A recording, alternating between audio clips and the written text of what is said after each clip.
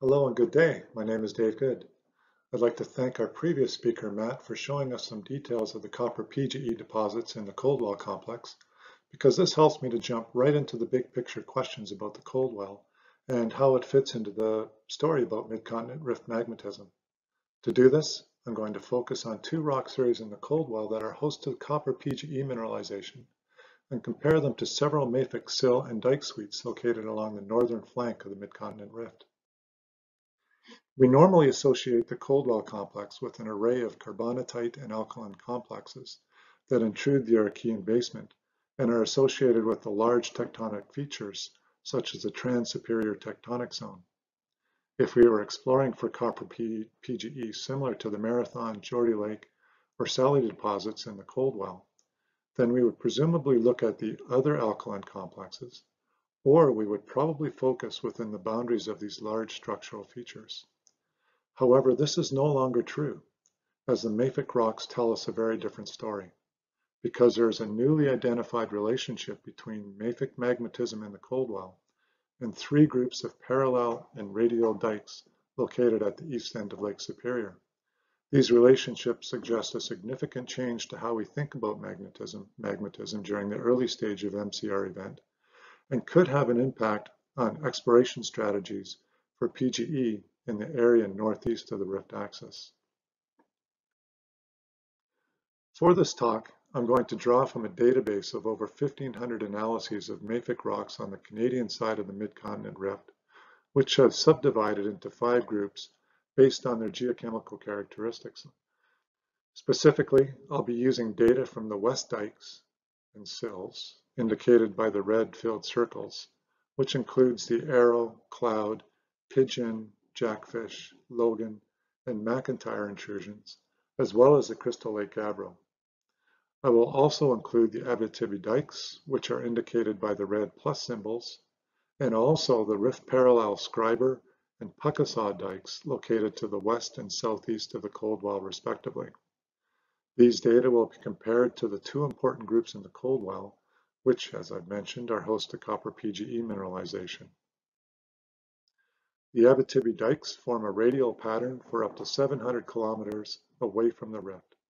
The uranium lead age for the Great Abitibi Dike, or Dike A6 on the map, was determined by Crow at 1140.6 million years. The dikes trend northeast and are labeled A2 to A8. The Coldwell complex is located just off the map on the left side.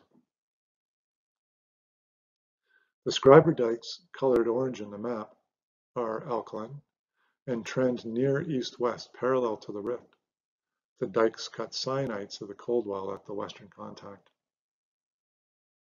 The Puckasaw dikes outcrop along the shoreline in Puckasaw National Park, just south and east of the Coldwell, and were sampled by Rob Kandari, Pete Hollings, and Mark Schmick. In this simplified geology map of the Coldwell complex, I've colored all of the cyanidic rocks pink in order to emphasize the location of basalts and gabbros.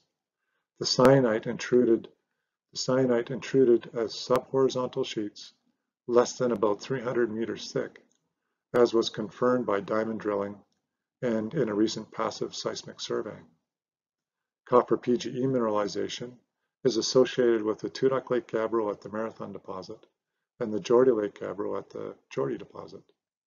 Each of these mineralized gabbros are correlated with a series of intrusions or basalts based on trace element abundances. The yellow and red dots point to cogenetic units of the alkaline Geordie Wolfcamp series, and the black and blue dots point to cogenetic units of the subalkaline Marathon series. The table on the right is a newly defined perigenetic sequence for the major mafic and cyanide intrusions located at the center and east margin of the Coldwell. The rocks are listed in 2 columns to separate those located near the center and those at the eastern margin of the complex. The units are listed in order from youngest to oldest, top to bottom, based on cross-cutting relationships.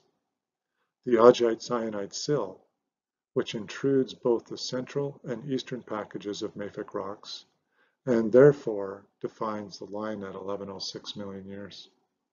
The photos are there just to highlight the cross-cutting relationships of the cyanide into the gabbro or basalt. Here is a little more detail for the Geordi-Wolfkamp series, with the layered alkaline gabbro cut by Netherland cyanites on the lower left, a basalt flow of the Wolfkamp unit, and the augite troctolite of the Geordie Lake intrusion. The troctolite is from the Geordie mineralized zone and shows these beautiful skeletal olivine crystals. The spider diagram at the top shows nearly parallel patterns, which are characterized by negative zirconium and strontium anomalies, and by the nearly flat patterns from barium to thorium, niobium, and lanthanum. For the marathon series, I've shown only two of the diverse array of rock units. The model troctolite that overlies the Tudoc Lake gabbro locally contains 10 centimeter sized olivine oikocrysts, and the pegmatitic Tudoc Lake gabbro highlights the euhedral plagioclase, subhedral brown olivine, and subalphitic black clinopyroxene. The spider diagram shows parallel patterns which are characterized by the negative zirconium anomalies and large positive barium and strontium anomalies. Shown together, this comparison of mineralized Geordie Lake and Tudoc Lake gabbros highlight the key differences between the two rock series.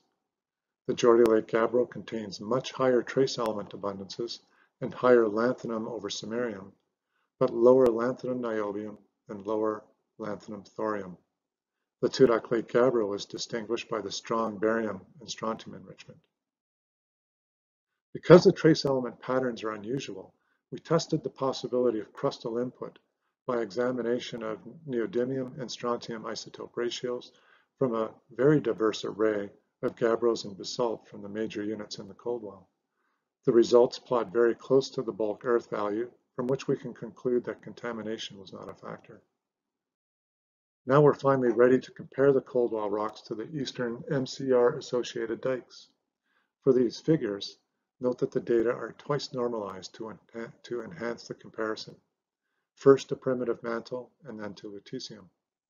The top figure shows the similarities between the Tudoc Lake gabbro and dikes A4 and A6 of the Abitibi dike suite. The lower figure shows the similarities between the Geordie Lake gabbro, Wolfkamp basalt, Puckasaw, and Scriber dikes. Note that most of the Puckasaw dike suite samples have a much flatter pattern that resembles basalts of the Mamaints Point or Osler volcanic groups. Only 3 of the Puckasaw dikes resemble the Wolfkamp basalt.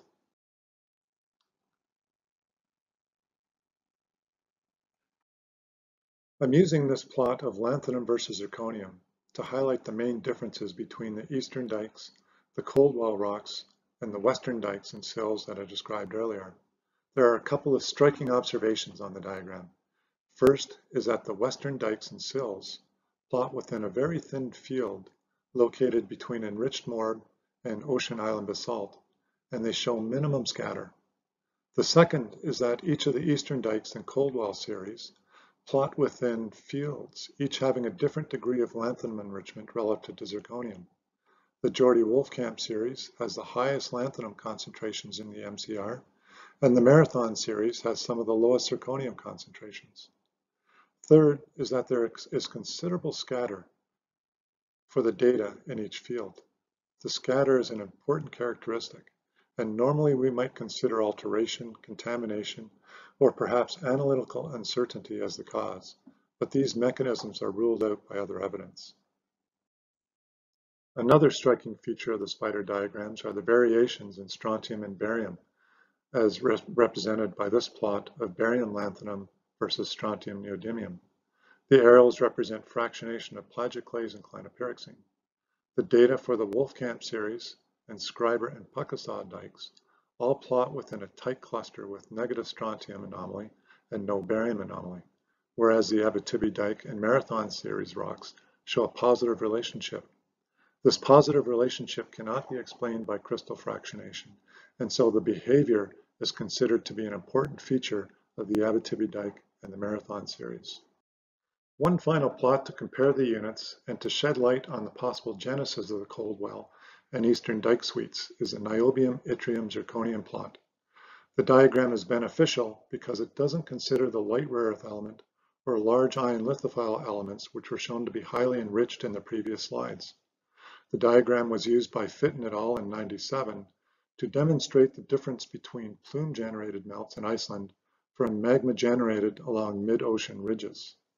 Baxi presented the diagrams on the right to illustrate how continental flood basalts, such as the Siberian traps, indicate a crustal component, whereas the Perennia and Columbia River basalts indicate a combined deep mantle and crustal component.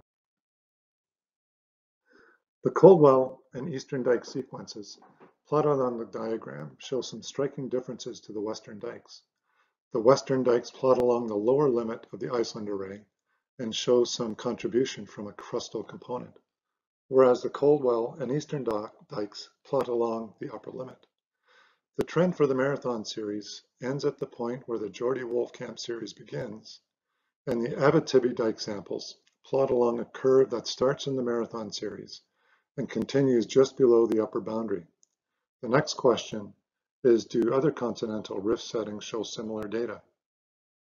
Here I've transposed the ranges for the Marathon, Geordie, and Abitibi groups onto the data set for the East African Rift, and there is pretty good agreement between the two sets, particularly the data from the Kenya Rift, which is shown by the open circles. The origin of this diverse array of basalts in the Kenya Rift is attributed to the interaction of plume-derived melts and the lithospheric mantle that had undergone metasomatism. I'd like to wrap up the presentation with a few comments about what this all might mean. For the Coldwell and associated dikes located northeast of Lake Superior, the highly variable light rare earth element enrichment, the covariation between barium and strontium anomalies, and the niobium enrichment are in good agreement with a complicated partial melting event in the upper mantle that perhaps involved the plume component that had interacted with the metasomatized asthenospheric or lithospheric mantle. Although this is a controversial interpretation and requires more work, this study has revealed at least 3 definitive conclusions. The first is that the northeastern intrusions are very different from the western intrusions.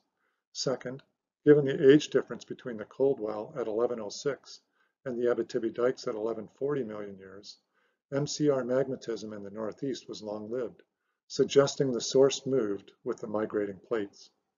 And finally, the association of the CC to the eastern dikes implies previously unrecognized crustal structures were important for the transport of potential PGE-enriched melt through the crust, and therefore opens up a much larger area of interest for future exploration. Thank you.